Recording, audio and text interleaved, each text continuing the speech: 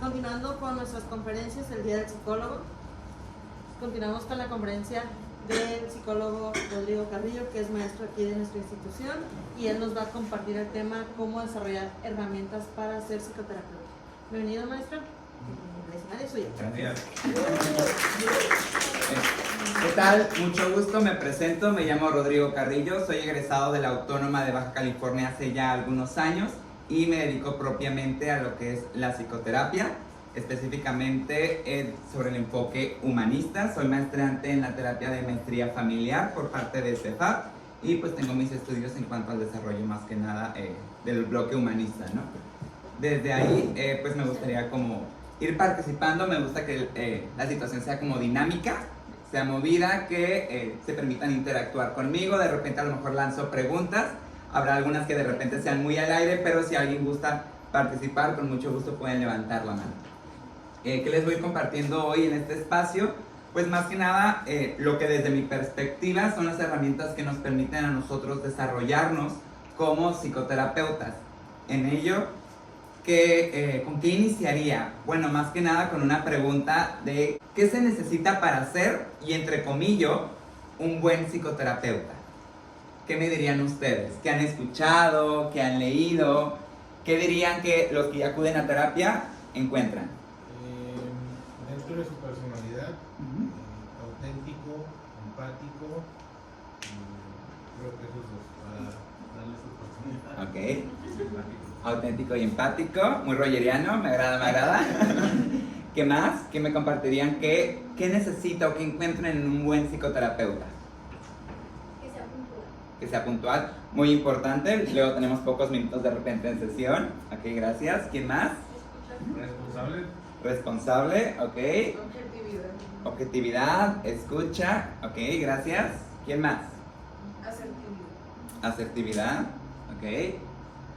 Y todo esto que nos va desarrollando, más que nada también implica, o yo lo voy englobando en tres grandes bloques que ahorita los voy a ir desarrollando, pero siempre esta pregunta parte de ¿qué implica un buen, por eso entre comillas, qué es un buen psicoterapeuta? Es decir, un buen psicoterapeuta puede hacer clic conmigo y no hacer clic con el que le mandé, porque también sucede que entre el grupito de amigos, familia y allegados, es como de, quiero ir a terapia, yo no sé con quién empezar. ¿Has ido? No, pues que sí, te recomiendo a tal persona. Fui, no me gustó. O la de la nada, me pasa de repente, atiendo al grupito de amigos y hasta entre ellos se cuentan el chisme de lo que sucede dentro de el típico meme de no sabes qué me dijo mi terapeuta esta vez. Desde ahí es, bueno, ¿qué hace o qué permite que pueda hacer clic con unos y no clic con otros? Desde ahí, bueno, siempre hay algo que hay que tener en cuenta, que hay psicoterapeutas para clientes o pacientes, como lo gusten ver, y clientes para psicoterapeutas. ¿A qué me refiero con esto? No siempre vamos a hacer clic con el que está enfrente, o no siempre el de enfrente va a hacer clic con nosotros. Habrá diferentes cuestiones que, claro que se pueden ir analizando. Lo llamaría el psicoanálisis, transferencia, contratransferencia, dirían otros, alianza terapéutica, relación terapéutica, dependiendo del enfoque que lo vayan manejando. La cuestión es qué hace o qué permite que cualquiera de estos términos que en algún sentido engloban lo mismo, permita que sucede a lo que yo le llamo la magia en terapia, ¿no? Digo, no es magia, obviamente sabemos que es ciencia y lleva todo un proceso. La cuestión es qué permite o no ese clic. Y ese clic, al menos desde mi perspectiva, lo vamos encontrando en bloques que nos van a permitir enlazar con la persona que está enfrente. La primera de ellas, y es la que nos vamos formando desde la carrera para poder ser psicólogos y psicólogas, es la teoría. ¿A qué me refiero con la teoría? Es este sustento en cuanto a investigación, ciencia y otros teóricos que han llevado ya un recorrido que sabemos de décadas, siglos incluso, de mucha información obtenida a lo largo del tiempo, estudios de caso, muestreos y demás, porque también sabemos que la psicología no solo se avanza en la psicología misma, sino también recurre a otras ciencias para recabar información. Es decir, la psicología clínica no solo estudia parte clínicos, también estudiamos a ver qué pasa en la población en general, qué situaciones suceden. De repente, por ejemplo, Si la persona que llega frente a mí trae una situación de índole sexual, no es como decir de, no, es que yo no soy sexoterapeuta. A ver, no, espera. Si yo ya tengo un trabajo contigo, una alianza contigo, claro que tengo que seguirme formando para recabar un mínimo de información que me vaya sirviendo y pueda poner a disposición de este cliente para que se trabaje aquí. Desde ahí, y punto muy importante, sobre todo cuando se va empezando en esta área, es elegir un enfoque. ¿Qué enfoques han escuchado ustedes hasta este punto? ¿Okay? ¿Qué podríamos hablar de estas tres grandes potencias? De psicoanálisis, conductismo, hoy cognitivo-conductual, y humanismo. Podemos agregar también la parte sistémica, esto englobando a lo mejor los 4 grandes enfoques, y desde ahí podemos derivar muchos más. Que eso nos va al siguiente punto, las diferentes escuelas. Sabemos que dentro de un mismo enfoque hay múltiples escuelas dependiendo del conjunto de teóricos que se haya juntado, porque sabemos que unos agradaban más que otros. Si empezamos por el círculo de Viena y con Freud, ¿cuántos no fueron expulsados? ¿Cuántos sí los querían? Y de ahí también se encuentra otro punto, autores o autoras. ¿Qué autores o con qué autoras nos sentimos definidos? ¿Cuáles son con los que desde su teoría hacemos clic? Nos hace sentido a lo que se refieren. ¿Por qué? Porque hay algunos con los que no podremos hacer clic genuinamente. Y tiene que ver porque a lo mejor mi historia de vida no se enlaza nada o no comprendo nada de lo que vaya enfrente. No implica que no sea útil.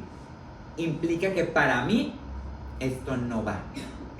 ¿Y a qué me refiero con eso? Por ejemplo, ya con el tiempo y conforme van leyendo y estudiando, se van a dar cuenta que dicen, me gusta más cómo redacta, cómo escribe, cómo se expresa y cómo trabaja tal o cual persona. Desde ahí siempre nos vamos casando con ciertos autores. Estos autores con los que nos vamos casando también van a ir definiendo nuestro propio estilo. ¿Por qué? Porque sus intervenciones, que al final del día son las que más podemos de repente estudiar, van a también pintar cómo intervenimos nosotros en el proceso.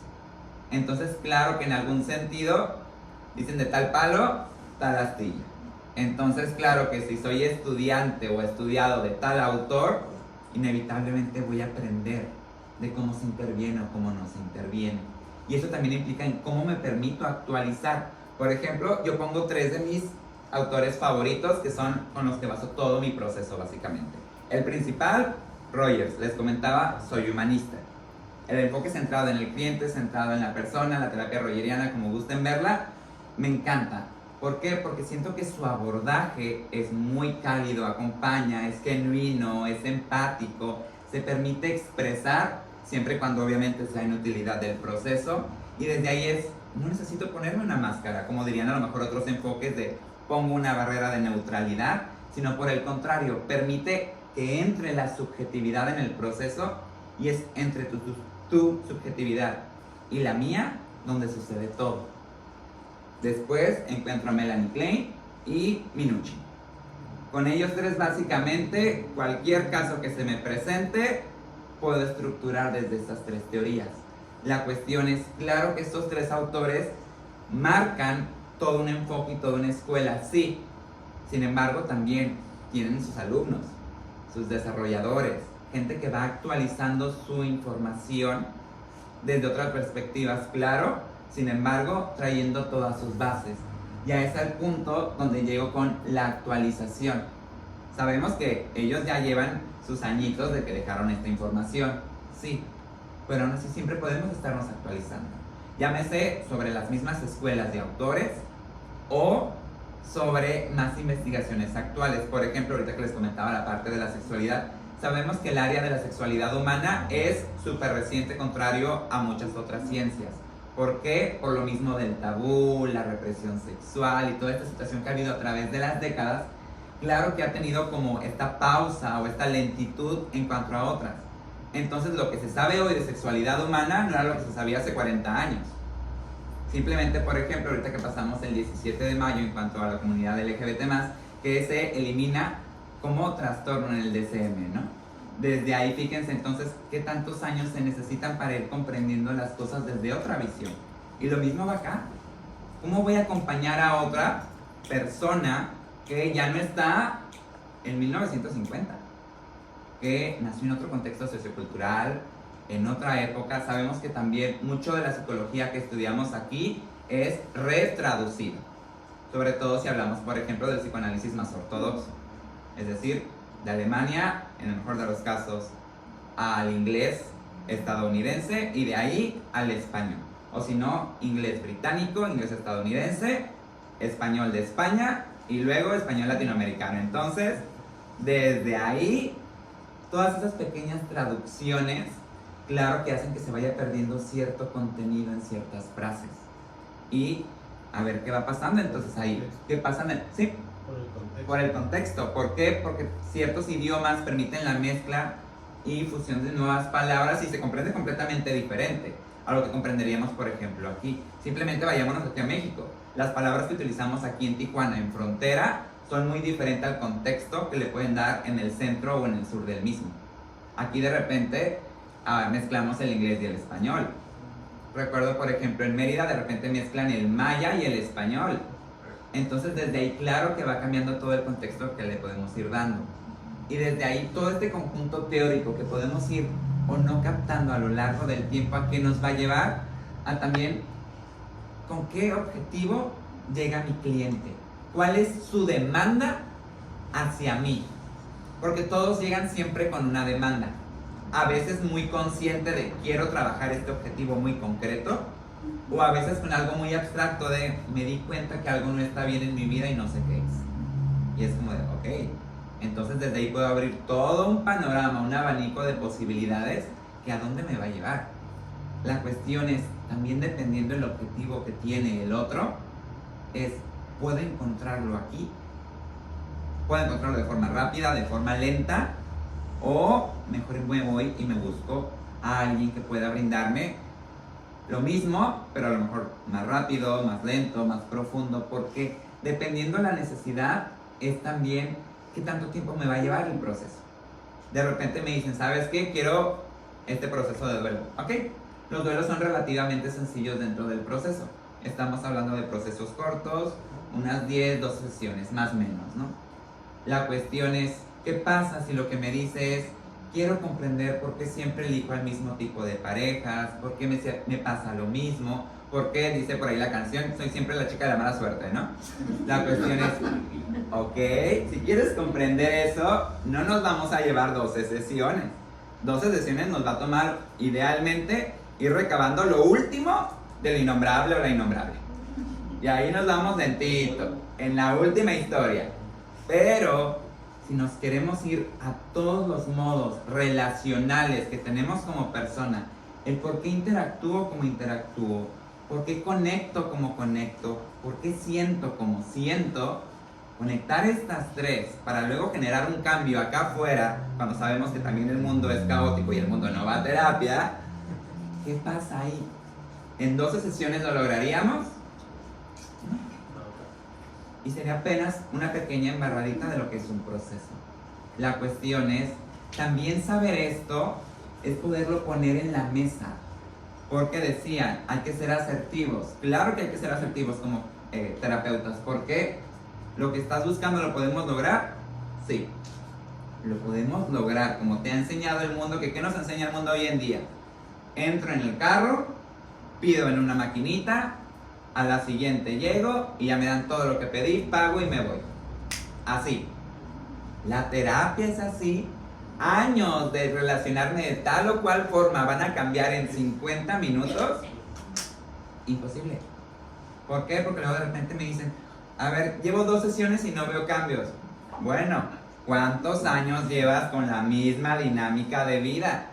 No, pues 30. A ver, 30 años contra...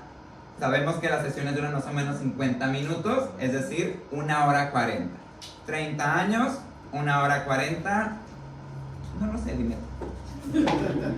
Yo no me meto. La cuestión desde ahí es, esto también se trata de ser realistas y poderlo poner de, claro que lo podemos lograr, pero no sé si a la velocidad capitalista que el mundo nos dice hoy en día. ¿Quieres otro proceso? Se vale. Es que también tiene que ver con esta este progreso social, cada vez, a partir de la primera revolución industrial, que los estilos de vida están más acelerados, ¿no? Pues toda está inmersa esta conceptualización en el individuo de me siento mal, una gripe, un dolor de cabeza, voy con el médico, me receta un medicamento y se acabó. Pues tiene esta conceptualización, y la terapia es, bueno, me siento mal, ya te dije que tengo, en 1 o 2 sesiones ya se acabó el problema, no es así la realidad. Así es, totalmente. O lo que de repente podemos hacer es eliminar el síntoma, que eso es muy rápido, pero no la enfermedad. Es decir, puedo cortarle las hojas feas que salen del pasto, pero no estoy arrancando el problema de raíz. Eso es mucho más complicado porque bendita tecnología nos enseña y de repente dicen las marcas, todo al alcance de tu mano. Se pierde un teléfono, compras otro de la misma marca, lo conectas y parece que el teléfono jamás lo perdiste. El teléfono sigue igual. La cuestión es, la vida real, acá afuera, en el contexto donde sí se vive, no es así. No es como las marcas nos lo hacen creer. La cuestión es, luego ahí es donde vienen estos duelos de a ver cómo, entonces no todo está al alcance de mi mano y con borrar la conversación no se borra la historia. Ay, a ver, avísenme. Desde ahí es como, pues claro que no. La cuestión es, entonces, los objetivos del cliente coacordados, porque al final del día claro que su deseo está allá y se respeta y se valida totalmente, pero mi capacidad de acompañar para que se cumpla ese deseo van en sintonía. Quiero cambiar mis modos de relacionarme, perfecto, quiero hacerlo en 5 sesiones, conmigo no es. ¿Por qué? No se va a cumplir. No sé si con otros se pueda. Sé que aquí y ahora, conmigo en lo que te puedo ofrecer, en 5 sesiones no va. Te puedo enseñar a lo mejor ciertas cosas diferentes, pero cambiar todo esto que me estás pidiendo, no. Entonces desde ahí, claro que nuestra teoría nos va a permitir saber qué tipo de clientes pueden llegar con nosotros, qué tipo no. Sobre todo porque, en el punto anterior, terapeutas para clientes, clientes para terapeutas. Entonces a lo mejor si me dices, yo quiero algo breve para dejar el cigarro, bueno, te recomiendo más un TCC. Y son buenísimos para la modificación de conductas en pocas sesiones. Yo soy más de trabajar en lo clínico, profundo, y podemos encontrar otras cuestiones respecto a tu manejo de ansiedad, qué sucede, y claro que se va a ir modificando. La cuestión es, todo depende, y siempre ser honestos y honestas con el que está enfrente, porque eso también permite que se cree una mejor relación. A veces que en cuanto presento eso de no creo poder cumplir tu objetivo en la forma que me dices, se quedan como, eres el primero que me lo ha dicho. Ok, ¿cómo es esto? Bueno, es que llevo 3 historias fallidas de terapeutas que llego y me bajan el cielo, la luna y las estrellas, y que si termina de recomendándome, también encontramos aquí las terapias alternativas, que eso no es psicoterapia, mucho ojo. No, es que me vendía flores de Bach, que me aplicó Reiki, me llevó a constelaciones, a regresión a vidas pasadas, terapia de ángeles. Y aclaro y spoiler, eso no es psicoterapia humanista, ¿eh? La psicoterapia humanista no es integrar cosas chamánicas. Tiene un contexto, tiene una investigación y tiene sus teóricos. Lamentablemente, muchos humanistas que se han ido como por esta parte de las pseudoterapias van aplicándolas. No digo que no sean terapéuticas, se vale que las usen, pero úsenlas con la conciencia de que no es psicoterapia. Si lo venden, se vale, pero que digan, esto va alejado de la psicoterapia. Algo similar con la Gestalt, ¿no? También que se va mucho por lo subjetivo, entonces de pronto ahí el paciente también, lejos de ayudarle, como que se puede perder en el mismo proceso, confundirse, ¿no? Otro punto que quería mencionar referente a la cuestión de por qué de pronto el paciente no hace clic con el terapeuta. Yo en lo particular considero que también va en el aspecto de la ética, ¿no? A veces de pronto el profesionista no es honesto con el paciente y realmente no hay una reestructuración de lo que está trabajando. Entonces no le dice honestamente que está trabajando con el síntoma, y que le hace creer que realmente está trabajando con el problema. Entonces el paciente eventualmente puede encontrar una mejoría, un cambio en su vida. Entonces él cree que ya es psicoterapia y está funcionando y él es feliz de la vida, ¿no? Hasta que de pronto pues comienzan a surgir otra serie de situaciones que van mermando el estado de salud del paciente, ¿no? Pues ahí en ese sentido yo considero que más bien va por ahí esa cuestión del hacer clic o no también con el terapeuta, ¿no? Porque no es honesto, entonces realmente no hay como algo claro de qué es lo que está haciendo, se pierde la objetividad como bien mencionabas, entonces pues ahí no sé qué está haciendo, ¿no? Sí, totalmente, aunque creo que este punto, digo, ahorita retomando lo que estás comentando, es muy importante porque de repente algunos enfoques terapéuticos nos van a decir el terapeuta tiene que ser sí o sí objetivo. La cuestión es, hay veces donde no podemos ser objetivos, donde inevitablemente va a entrar nuestra subjetividad. ¿Por qué? Somos seres subjetivos. Entonces, de repente en esta parte, digo, sí hay cosas que puedo poner muy objetivas de qué es sano, qué es patológico, qué nos dice la teoría. La cuestión es, y de repente lo retoma por ejemplo Jung, bueno, de repente es olvidar todo lo que hemos aprendido y salir al encuentro de otro humano, de qué necesita en este momento a través de mi subjetividad, comprendiendo y poniéndolo en la mesa. Claro que hay todo un sustento teórico que me lo va a avalar también, porque sobre todo en la parte mucho más humanista nos dice, bueno, ¿qué pasa en este encuentro de subjetividades? ¿Cómo lo puedo poner en la mesa? Porque al final del día no buscamos, o siempre les comento de repente, por ejemplo, a mis clientes, yo no busco que tengan las conductas más sanas, busco que tengan las conductas más congruentes para ti. Ya sabrás tú qué implica eso. Si tú dices, quiero quedarme en esta relación aunque me enferme, adelante. Porque lo que primero trabajamos, y siempre es el punto más importante, crear conciencia. Si la conciencia se crea y el otro escoge a conciencia, ya no de, es que no sé por qué escojo siempre las mismas parejas. Ya es, bueno, es que ya sé por qué y no quiero hacer ningún cambio. Perfecto, mi trabajo aquí está hecho. ¿Por qué? Mi trabajo no es que el otro produzca cambios. Es que el otro se asuma, diría Rogers, responsable de su propio proceso de vida. Y eso es desde su subjetividad. Y la mía me toca decir, ahí llegamos. Hasta ahí te acompaño o llegamos hasta donde quieres que te acompañe. Al final del día, no soy su supervisor, no soy su papá, no soy su guía, soy su acompañante. ¿Y a dónde acompaño? A donde me quiera llevar. Así sea de repente a lo más patológico o a lo que nos diría la teoría lo más sano. Pero eso le toca al otro escoger, no a mí.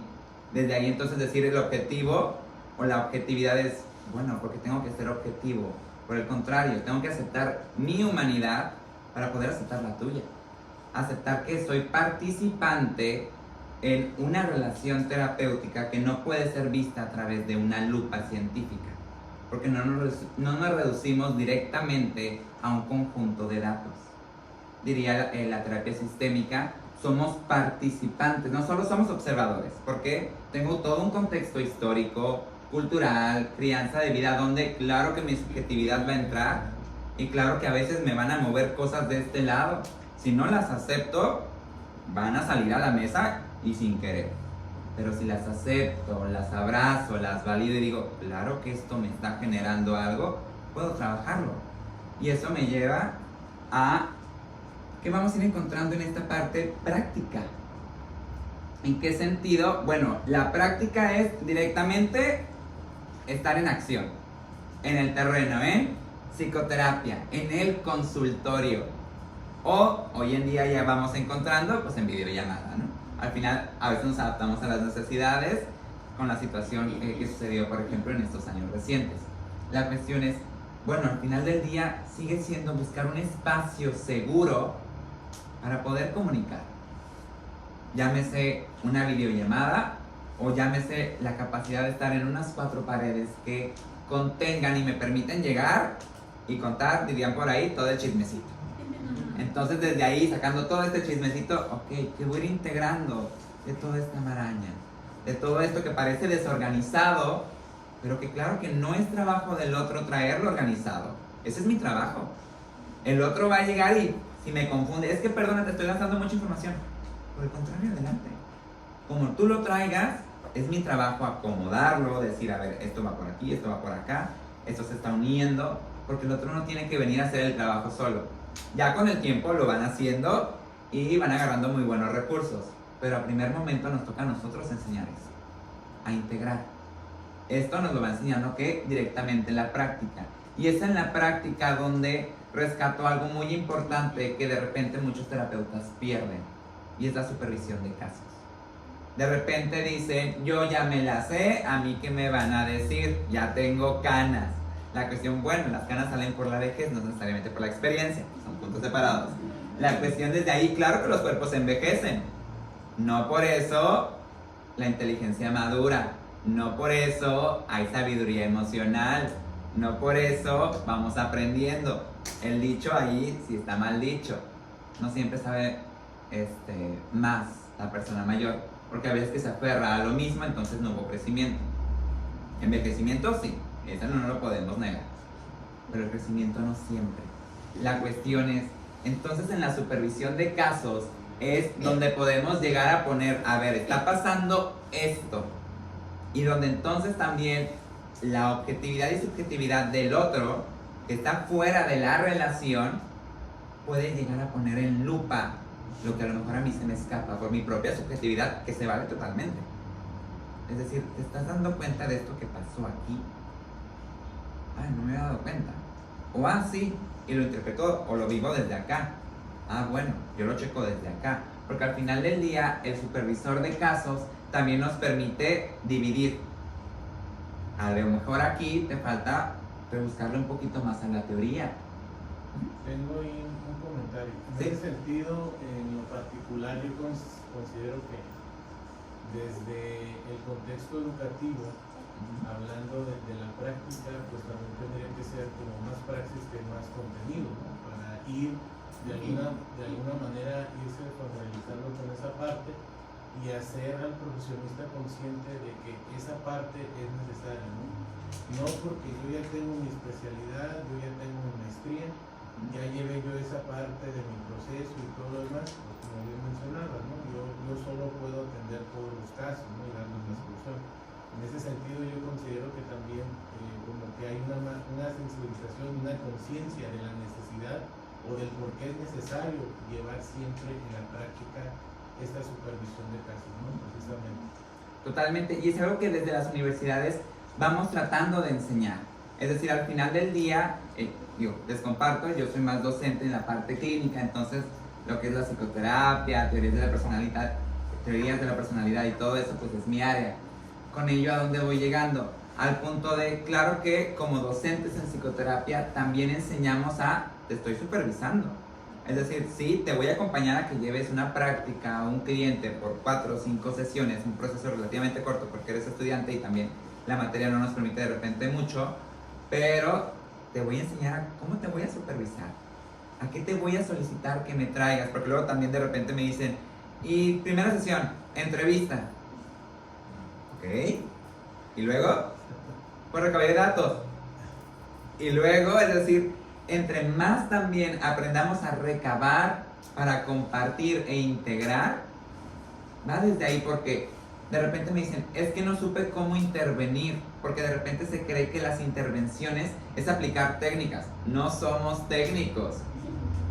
A veces las intervenciones es generar y presentar una duda genuina desde mi lado, que a lo mejor yo ya le puedo dar todo un sentido teórico acá, pero el sentido teórico no importa. Importa presentar la duda para que el otro empiece a preguntarse lo que no se ha preguntado. ¿Sabes? Me llama la atención que vas ligando esto con esto y haces esto. ¿Tú cómo lo ves? Ya ves, Cande, es que no me había dado cuenta que sucede así en mi vida. Ok. Ahora, ¿cómo te suena que yo te lo presento? Bueno, me genera qué y empiezan. Es decir, las intervenciones también van desde los cuestionamientos de ¿te has preguntado el por qué haces lo que haces? Y nos diría la Gestalt, el para qué haces lo que haces.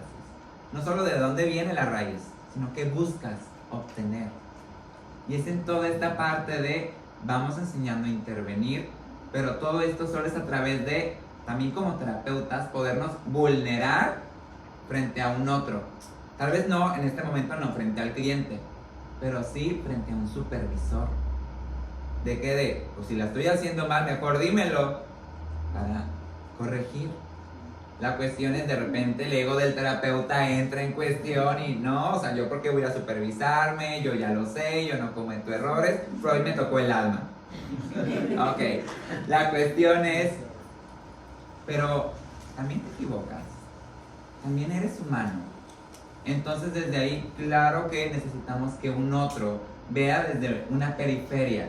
Y habrá a lo mejor casos que digas, bueno, ahí va todo bien, cuéntame del siguiente. Ah, ok, entonces en este caso paso, pero claro que va a haber casos que generen más que otros. Entonces no implica voy a supervisarlos todos los casos todas las semanas, no. A lo mejor esta semana resaltó más este caso, es el que traigo a trabajar. Y la siguiente traigo otro, y la siguiente otro, y así sucesivamente. ¿Por qué? Porque también es la ética, el compromiso y el respeto, no solo por mi trabajo, sino por la vida y la integridad de la persona que tengo enfrente. Desde ahí yo les digo es como una revisión médica. A ver, yo veo esto en los rayos X, ¿tú qué ves? Ah, no, pues así también veo lo mismo. Ah, ok. Mi recomendación más viable, escuchando los datos, los recursos, lo que tengo en el hospital aquí y acá, es este tratamiento. Ah, yo propongo esto, que no sé. Y vas contrastando ideas. Y eso también afianza a que los clientes digan, ok, entonces también va a haber un otro que va a escucharte a ti y ayuda al proceso. No es tú vas a ir a vomitar el chisme y a ver qué chiste agarras. No va por ahí. Va siempre en pro del tratamiento. ¿Ok? Desde ahí, eso también que nos va permitiendo ir creando redes y vínculos entre nosotros mismos como psicoterapeutas para generar referencias de, a lo mejor mi agenda, mis actividades están llenas y viene un cliente con tal o cual necesidad, porque siempre hay que investigar sus objetivos. Ok, ¿hacia dónde puedo referir? A lo mejor en este momento yo no puedo acompañarte, pero sé de personas que pueden hacerlo. ¿Y por qué desde aquí? Siempre es muy importante saber hacia dónde referimos. Conocer y reconocer el trabajo de otros, porque luego también encontramos otros que diría, pues tienes cédula, pero ética, trabajo y profesionalismo, no sé dónde lo dejaste. Y desde ahí he escuchado no diría error, ya diría horror. De repente mi terapeuta me cancelaba y aún así me cobraba. Es decir, a ver, si el paciente cancela en el mismo día, sí hay algunos que sí lo cobramos, pero sabemos que es del lado del paciente. Pero si el terapeuta cancela por sus situaciones, ¿en qué momento te va a cobrar? Sí. No, es que decía una vez, recuerdo un alumno, en una de sus reuniones escuchó que una llegada a él iba a terapia y su psicóloga le decía, el vino es la solución, te lo vendo. A ver, ¿cómo? Entonces, ¿cómo no van a querer que de repente la gente devalúe y ataque hacia este lado si vamos escuchando este tipo de praxis? Estas malas prácticas que decimos, dime el nombre, para saber que de plano no, ahí no. Y es crear también referencias internas de, si alguien llega y te pregunta de, quiero ir con este enfoque o resolver este objetivo, tener al menos una agenda de, te puedo recomendar. Tal vez no conmigo, pero aquí hay un experto con este enfoque que buscas o con esta pericia en estos temas en concreto. Porque claro que también nos vamos volviendo expertos en cierto tipo de casos. Al final del día, nuestra agenda va siendo recomendada usualmente entre las mismas patologías. Por eso digo, al final es como, pues si me llegan los amigos, pues claro, en algún sentido llega el ciego con el ciego, el cojo con el cojo. Claro, desde ahí entonces, inevitablemente nuestra agenda se va llenando de clientes con patologías similares. Y eso nos hace con mucha más experiencia en esa área. De repente me dicen, es que quiero referirte a una paciente histérica. Ok, tengo un terapeuta perfecto para este tipo de paciente. Porque sé que a lo mejor conmigo las personalidades histéricas no combinan mucho. Y se vale. No es devaluar mi trabajo, es reconocer que mi área no es hacia acá. es hacia acá y a lo mejor haremos clic porque sí he tenido uno que otro caso. La cuestión es, sé que va a ser más clic seguro allá. Y en el momento en que empezamos a ver no un trabajo, sino un acompañamiento de vida, no un cheque y no un sueldo, la cosa cambia. Porque luego hay terapeutas que dicen, es que me canceló y ahí se va mi entrada de dinero. A ver, ¿en qué momento el otro, la existencia y el dolor ajeno, se vuelve un monto económico solo para ti? Entonces estás perdiendo toda una visión de humanidad del que está enfrente para empezar a ver números. Y qué triste es ese caso. Y eso me lleva a otro punto muy importante que luego también la gente va relegando totalmente. Y es lo vivencial. ¿A qué me refiero con lo vivencial? No podemos aprender a ser psicoterapeutas si no somos primero pacientes. Para poder saber acompañar a un otro, alguien me tuvo que haber enseñado a acompañarme. Para poder integrar a un otro, alguien tuvo que haberme integrado. ¿Es desde ahí? Es decir, no puedo dar lo que no tengo. Entonces, claro que para tener sanidad y más o menos regulación emocional, pues tengo que haberme trabajado y seguirme trabajando en constante preparación de lo que viene y lo que viene. Desde ahí, entonces, claro que el proceso psicoterapéutico personal influye mucho, porque luego vuelve al mismo objetivo. Yo ya soy terapeuta, si ya atiendo, ¿cómo me van a venir a atender? O luego vienen a mí sí me atienden, pero voy una vez al mes. A ver, ¿cómo va eso? Porque si estás en contacto con un otro y acompañando constante, claro que se van a ver cosas que se van a mover dentro de tu subjetividad. Y eso súmale solo el trabajo en consulta, más aparte tus vivencias y lo que puede pasar afuera del consultorio. Claro que se nos van a cruzar de repente los cables y se vale totalmente, somos humanos. La cuestión es, ¿voy a que me ayuden? ¿A que me acompañen en esa labor? Porque desde ahí, claro que necesitamos acompañamiento. A veces no tan seguido, tal vez ya no, si iban 2 veces a la semana ya no, pero tal vez ya mínimo una a la semana, una a la quincena. Lanzar a una vez al mes, créanme que ni a los pacientes les recomiendo, ni a los terapeutas. Porque entonces implica de dónde me estoy dejando a mí en mi propia salud mental. Eso, les decía, no se puede acompañar a un otro, a un lugar al que no he llegado. ¿Y a qué me refiero con esto? También nuestros propios miedos, nuestras propias barreras van a entrar en proceso. Tengo, en mi bandeja de referencias a una psicóloga que es buenísima al momento de aplicar e integrar batería de pruebas. Entonces, la escuela me está solicitando esto, el jurídico me está solicitando esto, me están solicitando X o Y. Perfecto, te recomiendo a X persona y te va a integrar un muy buen caso. Y ahí sí pongo las manos al asador por su integración de caso. Solo su integración de caso. ¿Por qué? Me dicen de repente, ¿y podría ir con ella a terapia? Bueno, si puedes, puedes. Pero yo no recomiendo. ¿Por qué? Porque también dentro de esas barreras, incluso cosa que me agrada mucho de ella reconoce los trabajos emocionales conmigo no. Ella dice, conmigo ven y te modifico el cigarro y nos vamos. Pero si tú me quieres hablar de tu vida, de tus emociones y qué implicó a tal momento de tu vida, conmigo no es, vas para allá. Y es este reconocer de ella genuino también de decir, lo emocional conmigo no. Y es esta parte de, pues claro, si ella no integra sus propias emociones, pues mucho menos va a integrar las de otro. Puede integrar baterías de pruebas muy bien, pero eso no son emociones. Esos son papelitos que no cuentan una vivencia allá. Entonces desde ahí, claro que si yo no he trabajado mi historia de vida, no voy a poder trabajar la historia de vida con el otro. Y aquí, ojo, muy importante, no implica haber vivido lo que el otro vivió. No se trata de eso. Al final del día somos humanos, dicen por ahí, nada del humano me es ajeno. Desde ahí entonces, si sé trabajar mi enojo, puedo trabajar el enojo del otro, aunque el hecho que haya producido el enojo sea diferente.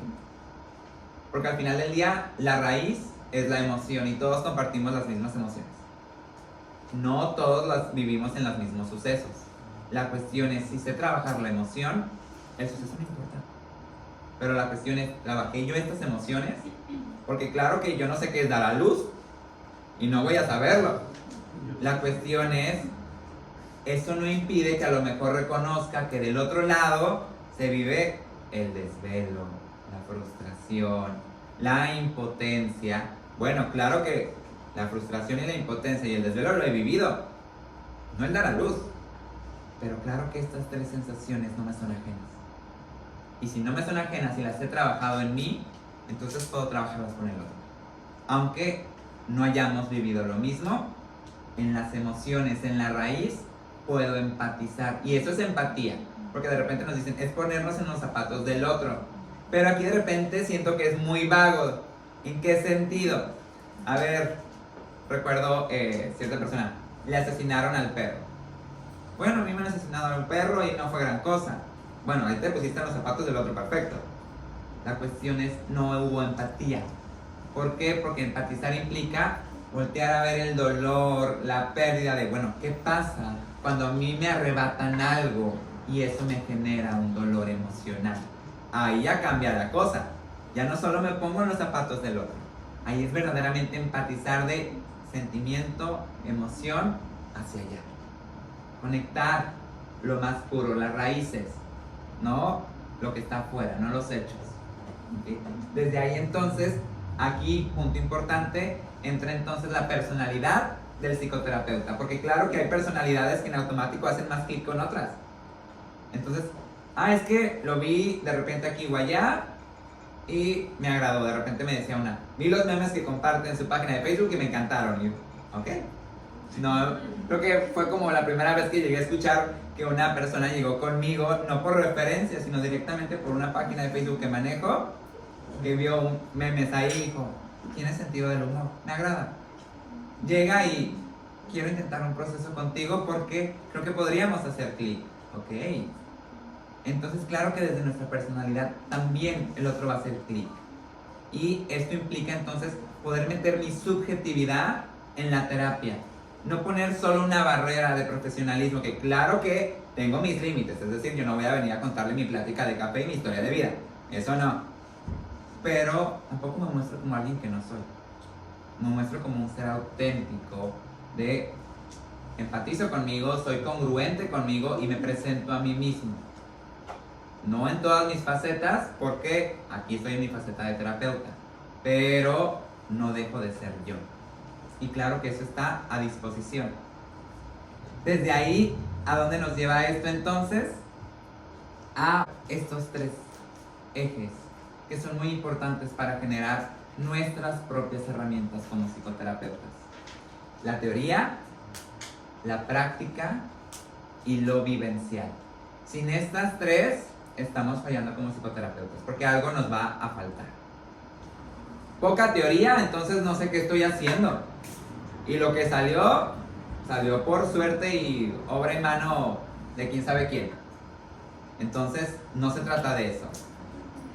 Práctica, si no practico y me permito supervisar casos, entonces no estoy sabiendo si el objetivo real y a la larga se va cumpliendo. Porque a lo mejor nomás le quité el moco, pero el virus sigue ahí. No sé si entonces el deseo de allá de quitar el virus fue cumplido. Si a lo mejor me dijo nomás quiero quitarme el moco, perfecto, fue cumplido, superviso la práctica, sí, y llegamos al punto. Y en lo vivencial, ¿por qué? Porque inevitablemente nuestra persona entra en juego. Sí o sí, como psicoterapeutas nos vamos a poner en juego y vulnerarnos frente a uno.